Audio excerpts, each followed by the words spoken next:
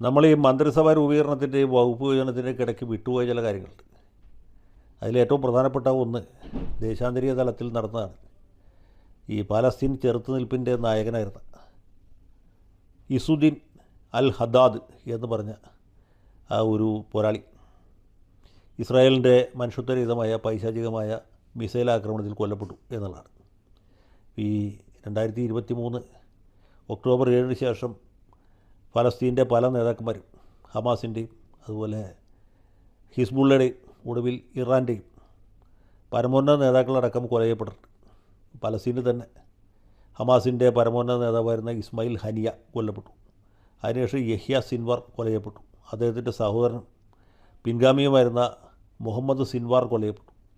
അവരുടെയൊക്കെ ശേഷം ഈ സംഘടനയെ നയിക്കുകയും നിയന്ത്രിക്കുകയും ചെയ്യുന്ന ആളാണ് ഇപ്പോൾ കൊല ചെയ്യപ്പെട്ട അൽ ഹദ്ദാദ്. അൽ ഹദ്ദാദിന് അദ്ദേഹം ഒരിക്കലും പുറത്ത് പ്രത്യക്ഷപ്പെട്ടിരുന്നില്ല. പുള്ളി അണ്ടർഗ്രൗണ്ടിൽ ഇരുന്നുകൊണ്ടാണ് പരിപാടികൾ ആസൂത്രണം ചെയ്ത് നടപ്പാക്കിയിരുന്നത്. അതുകൊണ്ട് ഇസ്രായേൽ ഇദ്ദേഹത്തെ ഗോസ്റ്റ് അഥവാ പ്രേതം എന്നാണ് വിളിച്ചത്. അങ്ങനെ പിടികിട്ടാതെ പോയ പ്രേതത്തിനെയും ഇപ്പോൾ അവർ പിന്തുടർന്ന് ചെന്ന് കൊല ചെയ്തിരിക്കുകയാണ്. അദ്ദേഹത്തിൻ്റെ ഭാര്യയും മകളും ഈ കൂട്ടത്തിൽ കൊല ചെയ്യപ്പെട്ടു എന്നാണ് മനസ്സിലാക്കുന്നത്. ഇതിവിടെ പത്രത്തിലൊക്കെ വന്നെങ്കിലും അതിന് വലിയൊരു പ്രാധാന്യം കിട്ടിയില്ല. കാരണം ഞാൻ നേരത്തെ പറഞ്ഞ പോലെ തമിഴ്നാട്ടിൽ മന്ത്രിസഭ രൂപീകരിക്കുന്നു, കേരളത്തിൽ മന്ത്രിസഭ രൂപീകരിക്കുന്നു. സതീശനാണോ വേണുഗോപാലാണോ ചെന്നിത്തലയാണോ എന്നുള്ള വിഷയത്തെക്കുറിച്ച് നമ്മളിങ്ങനെ തല പോയിച്ചുകൊണ്ടിരിക്കുന്ന സമയത്ത് ആരെങ്കിലും ഈ പലസ്തീനെക്കുറിച്ച് ആലോചിക്കില്ല. അതാണ് പറ്റിയത്. അതുകൊണ്ട് ഈ വിഷയത്തിന് ഒരു പ്രാധാന്യം കിട്ടിയില്ല. ഞാനിതിനെക്കുറിച്ചൊരു വീഡിയോ ചെയ്യണമെന്ന് വിചാരിച്ചു, പക്ഷേ സമയം കിട്ടിയില്ല. പല വിഷയങ്ങളല്ലേ ഇവിടെ മന്ത്രിസഭ രൂപീകരണം, വകുപ്പ് വിഭജനം, ഫിഷറീസ് വകുപ്പ് ആർക്കാണ്, ഉന്നത വിദ്യാഭ്യാസ വകുപ്പ് ആർക്കാണ്, ചാണ്ടി ഉമ്മനെ മന്ത്രിയാക്കാതിരിക്കുമോ, ഇങ്ങനെയൊക്കെയുള്ള വിഷയങ്ങൾക്കിടയ്ക്ക് ഇത് വിട്ടുപോയി. മനഃപൂർവ്വമല്ല, വലിയ സംഭവം തന്നെയാണ്, മഹാസംഭവമാണ്. അത് തീർച്ചയായിട്ടും ചർച്ച ചെയ്യപ്പെടേണ്ടതാണ്. ഇവിടെ മാധ്യമം പോലും അദ്ദേഹത്തെക്കുറിച്ചൊരു എഡിറ്റോറിയൽ എഴുതില്ല എന്നാണ് എനിക്ക് തോന്നുന്നത്. മീഡിയ വൺ ചാനൽ പോലും അത് അർഹിക്കുന്ന ഒരു ഗൗരവത്തോടെ ചർച്ച ചെയ്തില്ല, അടുപ്പൂട്ടി ചർച്ച ഉണ്ടായില്ല. ഫൈനൽ ആർഗ്യുമെൻറ്റിൽ ഇത് ഉൾപ്പെടുത്തിയതായിട്ട് കണ്ടില്ല. ഇനിയിപ്പോൾ പലസ്തീൻ്റെ കാര്യം എന്താവും, ഹമാസിൻ്റെ ഭാവി എന്താവും എന്നുള്ള കാര്യത്തിൽ നമുക്കൊക്കെ ആശങ്കയുണ്ട്. ഏതായാലും ഈ മൺമറഞ്ഞു പോയ മഹാനേതാവിനെ ഞാൻ അഭിവാദ്യം ചെയ്യുന്നു. അദ്ദേഹത്തിൻ്റെ പരലോക പുണ്യത്തിന് വേണ്ടി പ്രാർത്ഥിക്കുകയും ചെയ്യുന്നു. ഇസ്രായേലിന് ഇത് വലിയ തിരിച്ചടിയായിരിക്കും എന്ന കാര്യത്തിൽ യാതൊരു സംശയമില്ല.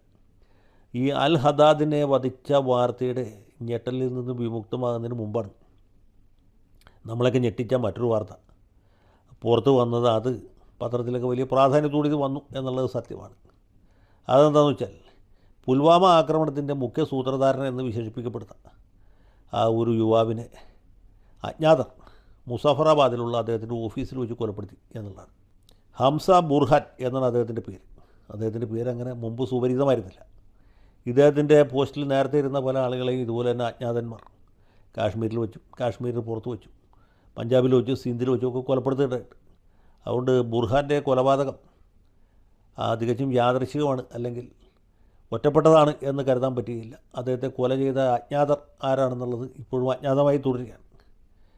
പൊതുവെ ആളുകൾ വിചാരിക്കുന്നത് ഇത് മിക്കവാറും യഹൂദന്മാരായിരിക്കും, ഇസ്രായേലി ഏജൻറ്റുമാരായിരിക്കും എന്നാണ്. കാരണം ഇന്ത്യക്കാർക്ക് ഇത്ര വലിയ ഓപ്പറേഷൻ നടത്താനുള്ള ത്രാണിയോ അല്ലെങ്കിൽ പ്രായോഗിക പരിചയമൊന്നും ഉണ്ട് എന്നെനിക്ക് തോന്നുന്നില്ല. പിന്നെ യഹൂദന്മാർക്കാണെങ്കിൽ, ഇസ്രായേലി ഏജൻറ്റുമാർക്കാണെങ്കിൽ, ISIക്കാർക്കാണെങ്കിൽ എന്തും സാധ്യമാണ്. ഇപ്പോൾ ഇസ്മായിൽ ഹനിയെ കൊല്ലാമെങ്കിൽ, മുഹമ്മദ് സിൻവാറിനെയും യഹിയ സിൻവാറിനെയും കൊല്ലാമെങ്കിൽ ഈ ബുർഹാനെയൊക്കെ കൊല്ലാൻ അവർക്കൊരു ബുദ്ധിമുട്ടില്ല. ഇതിനേക്കാളും വലിയ ടാർഗറ്റുകൾ നിസ്സാരമായിട്ട് അച്ചീവ് ചെയ്ത് ലോകത്തിന് മുമ്പിൽ തെളിയിച്ചിട്ടുള്ളവരാണ് മൊസാദുകാർ എന്ന് പറയുന്നത്. നമ്മുടെ റോക്കോ അല്ലെങ്കിൽ മറ്റ് സംവിധാനങ്ങൾക്കൊന്നും അതിനുള്ള ത്രാണിയോ സൈനിക ശക്തിയൊന്നുമില്ല. ഇന്ത്യക്കാരാണ് ചെയ്തതെങ്കിൽ തികച്ചും തെറ്റാണ്, ധാർമ്മികമല്ല. കാരണം എന്ന് വെച്ചാൽ ഇപ്പോൾ ബുർഹാനെക്കുറിച്ച് നിങ്ങൾക്ക് എന്തെങ്കിലും അഭിപ്രായ വ്യത്യാസം ഉണ്ടെങ്കിൽ പോലീസ് സ്റ്റേഷനിൽ പരാതി കൊടുക്കണം. അങ്ങനെയല്ലേ ചെയ്യേണ്ടത്? ഇപ്പോൾ അദ്ദേഹം പാകിസ്ഥാനിലാണെങ്കിൽ അവിടെ പോയി പരാതി കൊടുക്കണം. അല്ലെങ്കിൽ ഇന്ത്യ ഗവൺമെൻറ് നയതന്ത്ര തലത്തിൽ ഇടപെടണം. ഈ ബുർഹാനെ ഞങ്ങൾക്ക് വിട്ടുതരണം, ഞങ്ങൾക്ക് അദ്ദേഹത്തെ വിചാരണ ചെയ്യണം. പുൽവാമ ആക്രമണത്തിൻ്റെ സൂത്രധാരൻ ഇയാളാണെന്നാണ് ഞങ്ങൾ വിചാരിക്കുന്നത്. അതുകൊണ്ട് അദ്ദേഹത്തെ വിട്ടു തന്നാൽ ഞങ്ങൾ ഇവിടെ കൊണ്ടുവന്ന് അന്വേഷിച്ച് FIR ഇട്ട് പിന്നെ ചാർജ് ഷീറ്റ് കൊടുത്ത് സാക്ഷികളെ കോടതിയിൽ ഹാജരാക്കി കുറ്റം തെളിയിച്ച് അദ്ദേഹത്തെ ശിക്ഷിക്കും. അബു സലീമിനെയൊക്കെ ഏറ്റെടുത്ത പോലെ, അല്ലെങ്കിൽ നമ്മൾ ഡേവിഡ് കോൾമാൻ ഹെഡ്ലിയെ ഏറ്റെടുത്ത പോലെ അദ്ദേഹത്തെ വിട്ട് മേടിക്കണം. എന്നിട്ട് ഇവിടെ വിചാരണ ചെയ്യണം. കുറ്റക്കാരനാണെന്ന് തെളിഞ്ഞാൽ ശിക്ഷിക്കണം, അല്ലെങ്കിൽ വെറുതെ വിടണം. അദ്ദേഹത്തിന് താമരപത്രം കൊടുക്കാനും വിരോധമൊന്നുമില്ല. പക്ഷേ അതിന് പകരം അജ്ഞാതന്മാരെ പാക് അധിനിവേശ കാശ്മീരിൽ വിട്ട് ഇദ്ദേഹത്തെ കൊല ചെയ്യിച്ചിട്ടുണ്ടെങ്കിൽ ഇന്ത്യ ഗവൺമെൻറ് അങ്ങനെ ഒരു തൊട്ടിത്തരം ചെയ്ത് ഞാൻ വിചാരിക്കുന്നില്ല. നമ്മുടെ സർക്കാരാണല്ലോ.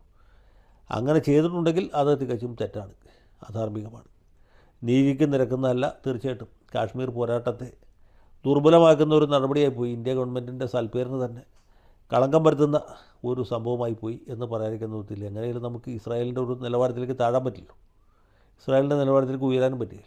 നമ്മൾ ഇന്ത്യയുടെ ഒരു നിലവാരത്തിൽ പോകാനേ പറ്റൂ. അപ്പോൾ ഇന്ത്യ ഗവൺമെൻറ്റിൻ്റെ ഒരു നിലവാരം ഇല്ലാതാക്കുന്ന നടപടിയായി പോയി എന്നാണ് എനിക്ക് തോന്നുന്നത്. ഇന്ത്യ ഗവൺമെൻറ്റാണ് ചെയ്യിച്ചെങ്കിൽ, പക്ഷേ ഇന്ത്യ ഗവൺമെൻറ് അങ്ങനെ ചെയ്യാൻ സാധ്യമില്ല. അങ്ങനെ ചെയ്യിച്ച പതിവില്ല, ചരിത്രമില്ല, ഭൂമിശാസ്ത്രമില്ല, പൗരധർമ്മമില്ല, ഒന്നുമില്ല.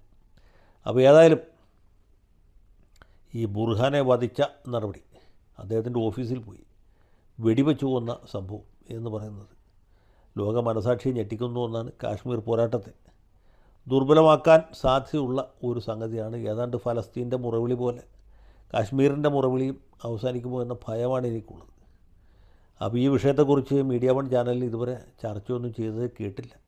ഉടനെ ചർച്ച നടക്കുന്ന കാര്യത്തിൽ എനിക്ക് സംശയമില്ല. അതും കൂടി അറിഞ്ഞിട്ട് വേണം എനിക്ക് അന്തിമമായിട്ടൊരു തീരുമാനം എടുക്കാനായിട്ട്, ആരാണ് ഇതിൻ്റെ പുറകിൽ എന്ന് മനസ്സിലാക്കാനുള്ള ഒരവസരം ഇതുവരെ കൈവന്നിട്ടില്ല. ഇന്ത്യ ഗവൺമെൻറ് ആകരുത് എന്ന് ഞാൻ ആഗ്രഹിക്കുന്നു, അങ്ങനെ കേൾക്കാൻ കഴിയരുത് എന്ന് പ്രാർത്ഥിക്കുന്നു.